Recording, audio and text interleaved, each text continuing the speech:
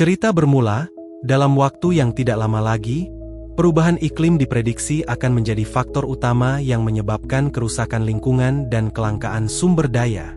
Golongan atas akan tinggal di wilayah yang masih bisa dihuni, tempat-tempat yang disebut sebagai dunia baru, sementara masyarakat kelas bawah harus bertahan hidup di daerah tandus yang dikenal sebagai dunia lama. Namun, meskipun tinggal di tempat yang lebih baik, para elit tetap mengalami tekanan karena keterbatasan sumber daya dan aturan yang ketat. Pemerintah memiliki kendali penuh atas proses kelahiran, di mana pasangan yang ingin memiliki anak wajib mengikuti evaluasi selama 7 hari untuk menentukan kelayakan mereka sebagai orang tua. Suatu hari, Mia yang masih muda sedang berenang di laut dan tiba-tiba melihat sosok ibunya memanggil dari pantai. Ia terdiam, dan sekejap kemudian sosok itu menghilang. Dalam kepanikan, Mia berenang dengan cepat, dan ketika ia muncul ke permukaan, ia telah menjadi dewasa. Semua itu hanyalah sebuah kenangan masa lalu. Sepulangnya ke rumah pintar miliknya, Mia mendapat peringatan soal perubahan cuaca dari sistem rumah, yang juga mencatat aktivitas fisik dan kesehatannya. Ia masuk ke ruangan khusus yang memungkinkan akses ke dunia virtual yang diciptakan oleh suaminya bernama Aryan. Di dalamnya, mereka biasa berkreasi, termasuk merancang hewan peliharaan virtual. Setelah membahas rencana harian mereka, Mia merawat mesin rumah kaca dan tumbuh-tumbuhannya sambil mengumpulkan bahan makanan untuk malam hari.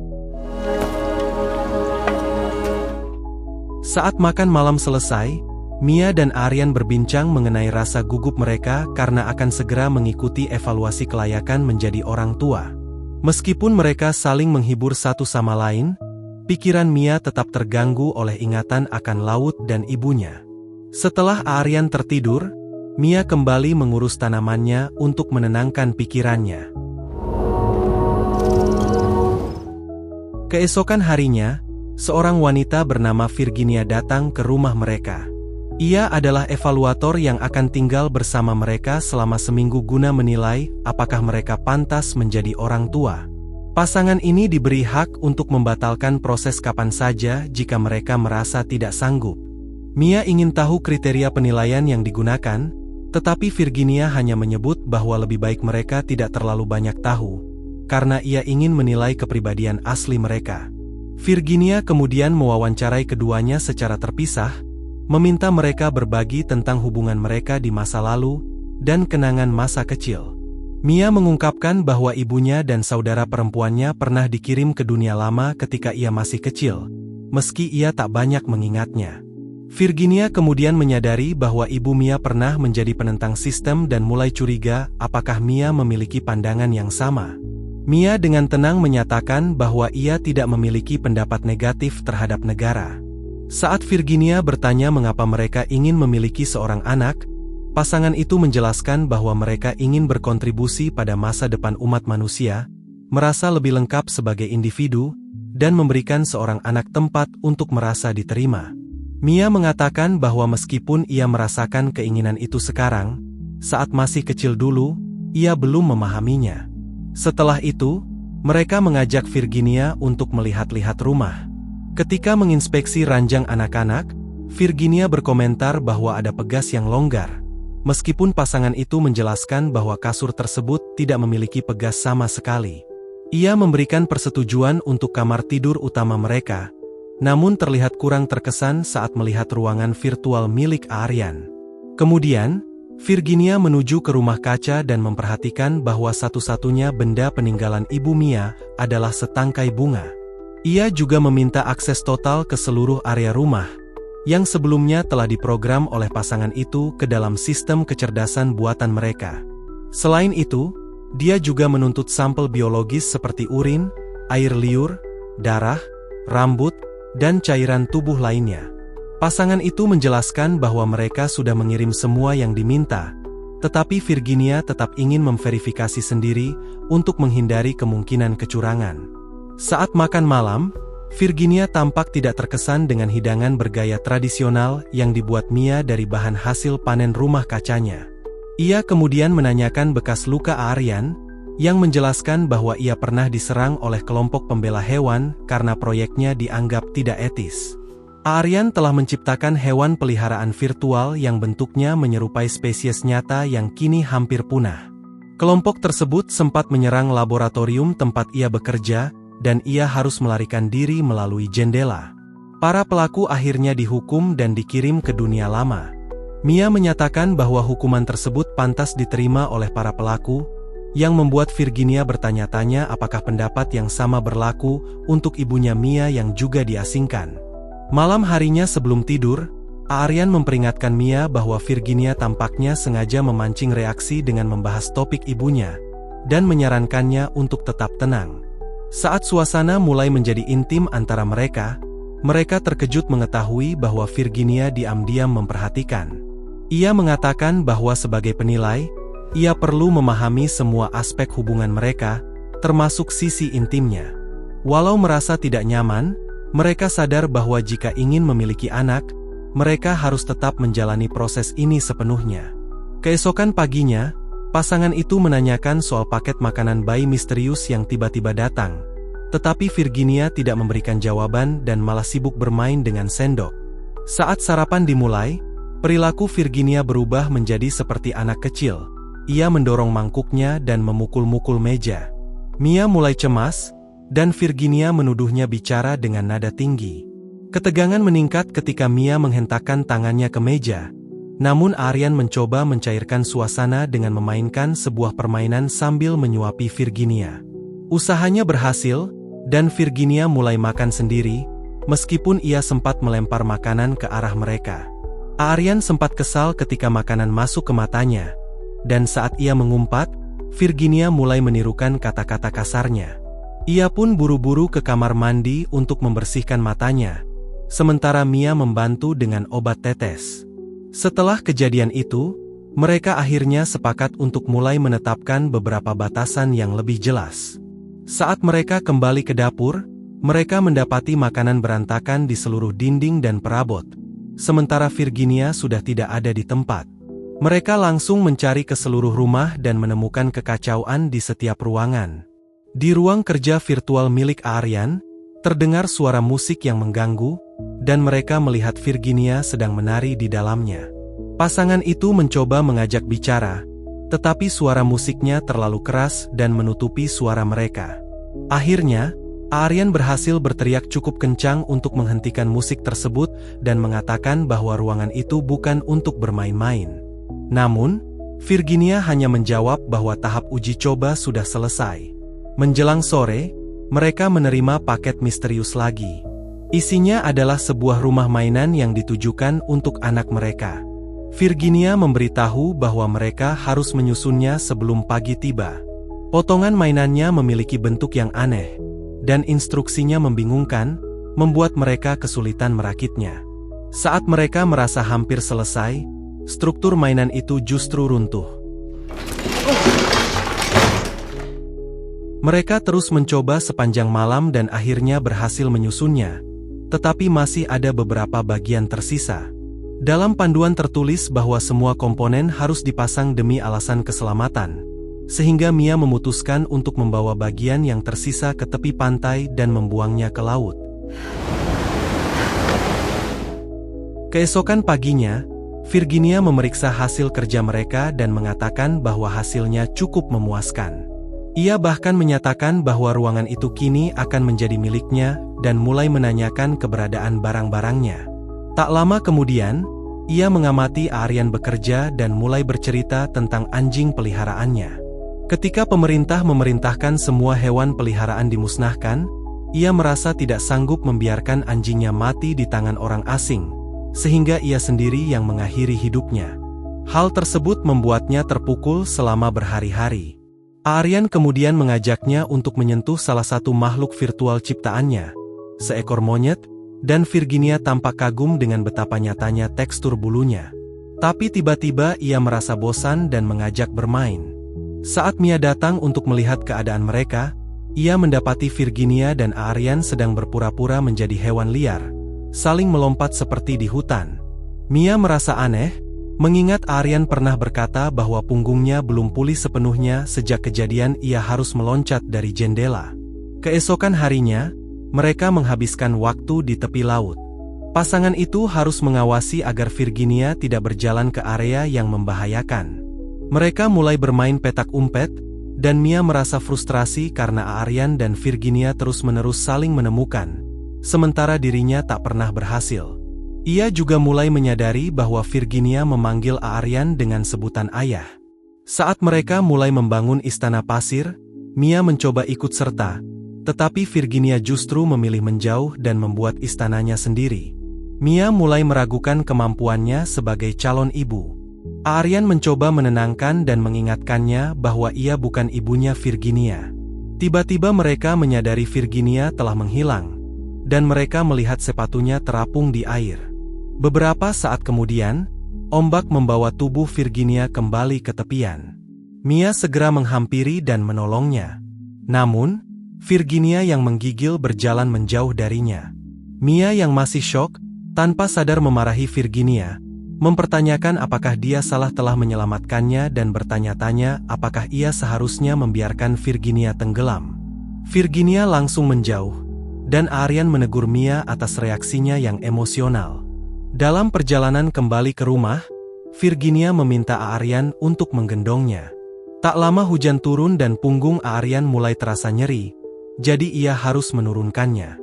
Mia menawarkan diri untuk menggendong Virginia, tetapi gadis kecil itu bersikeras hanya ingin digendong oleh ayah. Setibanya di rumah, Virginia enggan masuk, hingga Mia membujuknya dengan mengatakan bahwa ia tetap bisa marah sekalipun berada di tempat yang hangat. Ucapan itu akhirnya membuat Virginia setuju masuk ke dalam. Setelah itu, Mia memandikan Virginia. Mereka bersenang-senang bermain busa sabun. Saat menyisir rambutnya, Mia bercerita bahwa ibunya dulu sering melakukan hal serupa. Ia bahkan mencium kepala Virginia dengan lembut, merasakan ikatan yang mulai tumbuh di antara mereka. Kemudian, sebuah surat tiba, menginformasikan bahwa malam itu akan diadakan jamuan makan malam, yang ternyata merupakan bagian dari proses penilaian berikutnya. Pasangan itu segera bersiap, mereka memasak makanan lezat dan mengenakan pakaian terbaik. Para tamu mulai berdatangan, dan Virginia muncul dari rumah mainannya sambil berpura-pura menjadi anak kecil yang ceria. Saat makan malam berlangsung, Walter mulai bercerita kepada semua tamu tentang masa lalu Mia, menyebutnya sebagai salah satu murid paling cerdas yang pernah dia ajar. Hal ini membuat istrinya bernama Evie terlihat tidak senang. Mia kemudian menarik Aryan ke dapur untuk menjelaskan bahwa sebelum mereka saling mengenal, ia pernah terlibat hubungan pribadi dengan Walter. Saat itu, Mia masih sangat muda dan belum menyadari bahwa dirinya telah dimanfaatkan. Ternyata Evie tahu soal ini dan jelas tidak menyukai Mia karena alasan tersebut. Melihat Mia mulai cemas dan gemetar, Aryan mencoba menenangkan. Ia mengingatkan bahwa para tamu ini memang diundang untuk menguji mereka secara emosional, jadi mereka tidak boleh terpancing. Saat mereka kembali ke ruang makan, Mia membantu Virginia makan dan mencegahnya tersedak. Tak lama, tamu baru tiba, dan Aryan terkejut saat melihat ibunya muncul, wanita yang tampak enggan berada di sana. Sementara itu, Virginia mulai bertingkah, dan Mia berusaha sekuat tenaga untuk menenangkannya. Para tamu dewasa mulai terlibat dalam diskusi sengit soal kelayakan memiliki anak di tengah krisis sumber daya yang melanda umat manusia. Ada kabar dari luar wilayah yang mengatakan bahwa beberapa komunitas manusia telah mulai pulih dan berkembang, membuat gagasan membangun ulang dunia lama terdengar mungkin. Ketika topik pembicaraan mengarah pada isu pengaturan kelahiran, Virginia berjalan-jalan di sekitar ruangan dan akhirnya duduk di samping beberapa tamu. Mia mencoba membawanya kembali, tapi Virginia malah memukulnya. Mia menahan emosi dan dengan tenang meyakinkan Virginia bahwa ia tidak marah. Sikap ini membuat Virginia akhirnya mau menurut. Para tamu mencoba mengangkat gelas untuk bersulang, tetapi suasana rusak ketika Ibu Aryan mengungkapkan bahwa dia pernah mencoba memiliki anak bersama pasangan sebelumnya, namun gagal dalam proses penilaian. Mia yang tidak pernah mendengar kisah ini sebelumnya merasa terpukul dan memilih mundur sejenak ke dapur. Aryan menyusul dan menjelaskan bahwa dia tidak ingin membebani Mia dengan cerita lama tersebut, tapi berjanji akan membahasnya nanti. Ketika mereka kembali ke ruang makan, Evie mulai berbicara negatif tentang ibu Mia dan orang-orang yang tinggal di wilayah yang terpinggirkan. Ia juga menyebut bahwa usianya kini 153 tahun, sehingga ia masih mengingat bagaimana kehidupan sebelum kehancuran dunia. Virginia lalu duduk di pangkuan Evie dan meminta cerita lebih lanjut. Evie pun mulai menggambarkan bagaimana sulitnya bertahan hidup ketika dunia runtuh. Evie menyampaikan pendapatnya bahwa pembagian masyarakat menjadi 2 wilayah adalah langkah penting demi kelangsungan umat manusia. Ia percaya generasi muda justru bisa memperburuk keadaan jika mereka terus memiliki anak. Namun, situasi berubah cepat ketika Virginia buang air kecil di pangkuan Evie, membuat wanita tua itu kesal dan mendorongnya hingga jatuh. Melihat Virginia kesakitan, Mia sangat terguncang. Ketegangan memuncak ketika Evie menyindir bahwa ketidakmampuan menjadi ibu sudah menurun dalam keluarga Mia, hal yang membuat Mia akhirnya menamparnya. Setelah para tamu pergi, Mia menidurkan Virginia. Anak kecil itu tampak senang dan berterima kasih atas keberanian Mia membelanya. Ia lalu pergi ke kamar dan bertengkar dengan Aryan, yang masih belum mengungkapkan bahwa ia pernah mencoba punya anak bersama pasangan sebelumnya. Tanpa mereka sadari, Virginia mendengar pertengkaran itu. Aryan mencoba menjelaskan bahwa ia hanya ingin melindungi Mia dari rasa tidak aman. Mereka akhirnya saling memaafkan, menyadari betapa berat proses penilaian ini.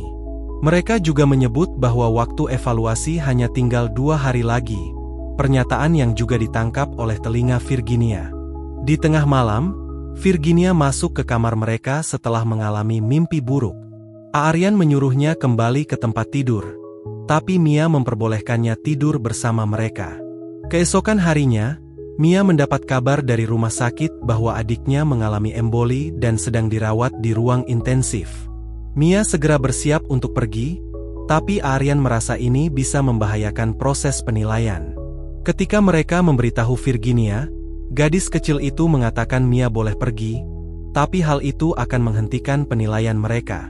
Perdebatan pun terjadi.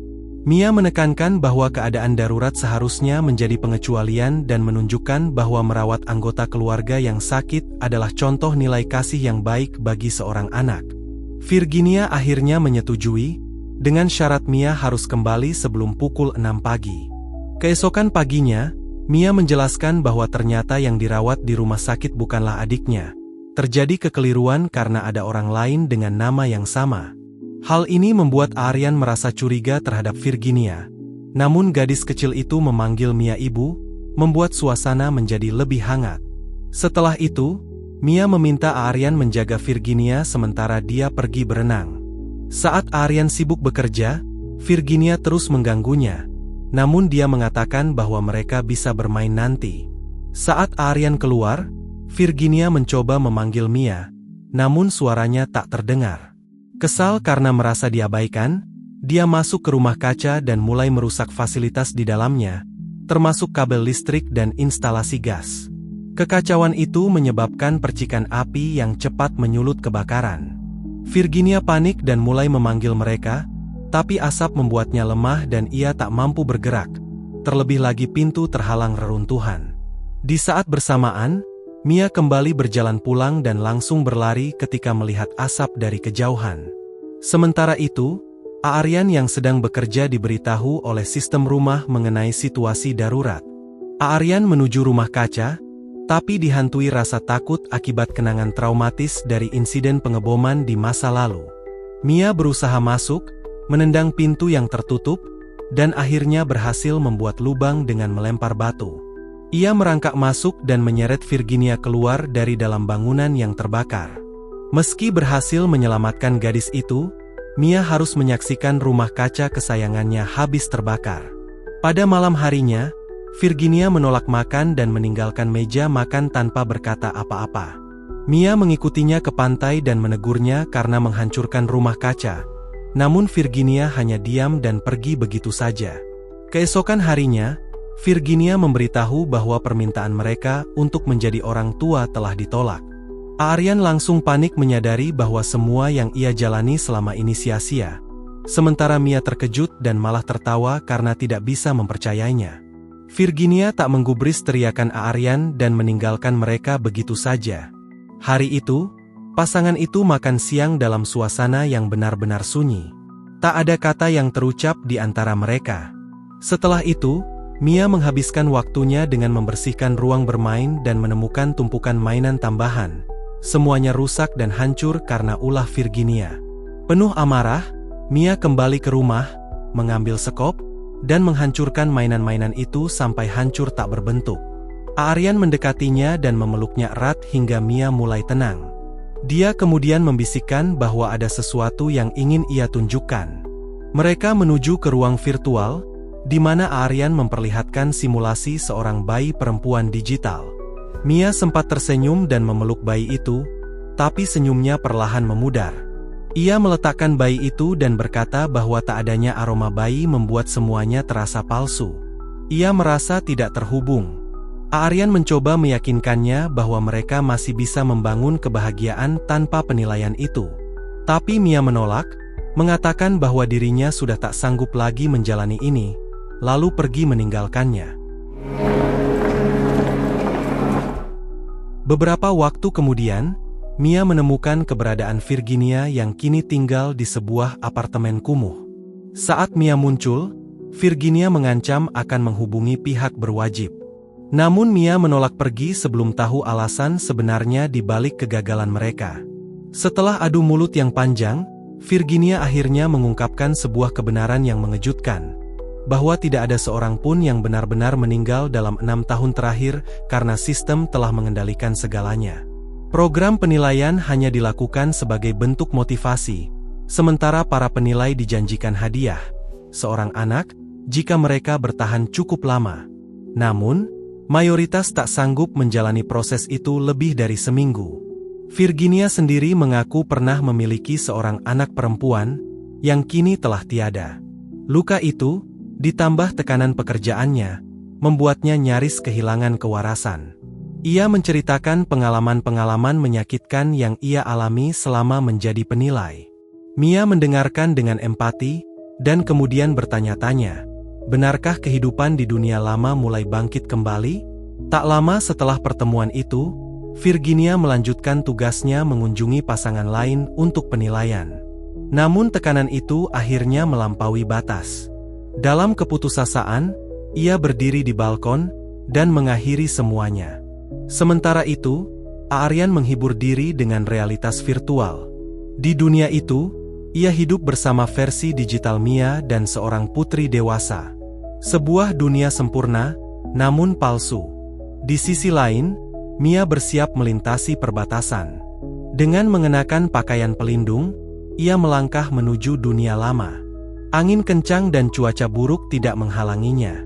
Ia membuka masker pelindungnya, siap menyambut dunia nyata apa adanya, apapun risikonya. Dan inilah akhir dari cerita ini.